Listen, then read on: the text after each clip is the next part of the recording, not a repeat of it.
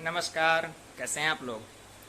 देखिए मित्रों, आज एक अलग विषय पर थोड़ा मैं फिर से बात करना चाहता हूं आप लोगों से, क्योंकि बहुत सारे लोग हैं जो पूछते हैं सॉन्ग राइटर के रूप में करियर कैसे शुरू करें।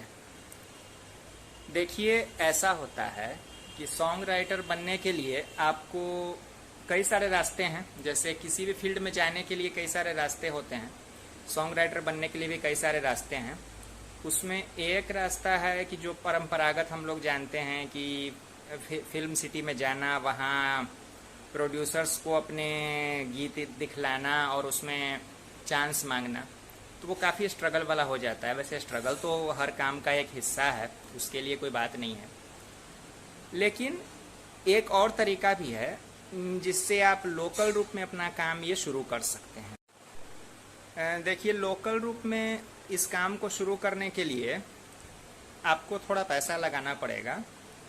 आप जिस शहर से बिलोंग करते हैं, जिस एरिया से बिलोंग करते हैं, वहाँ पर आपको थोड़ा ढूंढना पड़ेगा कि वहाँ का नज़दीकी रिकॉर्डिंग स्टूडियो कहाँ है, और उसमें आप अपने लिखे हुए गानों को लेकर जाइए और उससे कहिए कि हमको एक वीडियो सॉन्ग निकलवाना है या ऑडियो सॉन्ग निकलवाना है। अच्छा रहेगा, वीडियो भी बनवा सकते हैं, थोड़ा ज़्यादा पैसा लगेगा लेकिन आपका निकल जाएगा।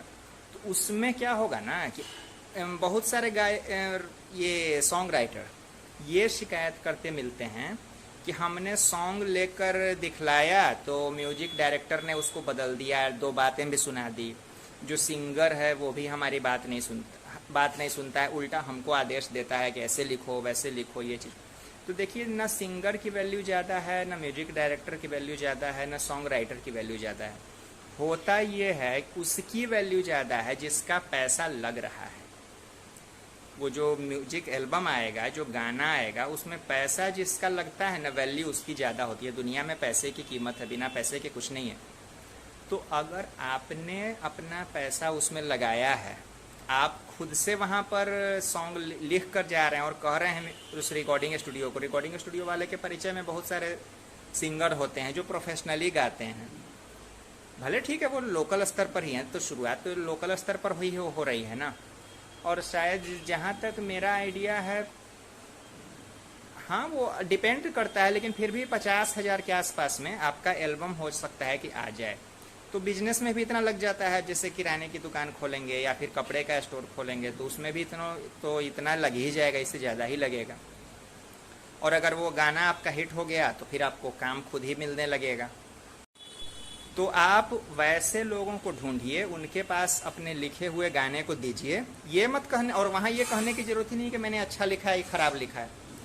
आइडिया ले लीजिए कि उसमें क्या हो सकता है, लेकिन बतौर मालिक आप वहाँ पर गए हैं तो वहाँ पर अपने सॉन्ग्स को दिखलाइए और उससे सिंगर मांगिए, उससे म्यूजिक डायरेक्टर को कहिए कि हाँ ट्रैक बनाने के लिए, और सब कुछ आप अपना पैसा लगाकर करेंगे तो जैसा आपने गाना लिखा है, जो आपको लगता है कि हाँ ये हिट हो सकता है, चाहे भोजपुरी सॉन्ग हो, बिहारी में तो ज़्यादातर भोजपुरी ही चल रहा है, तो अगर आपने भोजपुरी लिखा है तो आप वहाँ पर जाइए और उससे फ्लेवर तो समझ ही रहे हैं, भोजपुरी का फ्लेवर जो है वो फ्लेवर समझिए, उसी हिसाब से गाने लिखिए और वहाँ से अपनी सीडी को लॉन्च करवाइए। अब सीडी भी अब नहीं आती है, उसमें मुख्य रूप से अब तो आजकल ये यूट्यूब है और पेन ड्राइव पर गाने आ जाते हैं, तो वो लॉन्च करवा दीजिए। अगर आपका हिट हो गया ना, तो जैसे सिंगर का नाम होता है वैसे ही ये लिरिक राइटर का भी नाम होता है।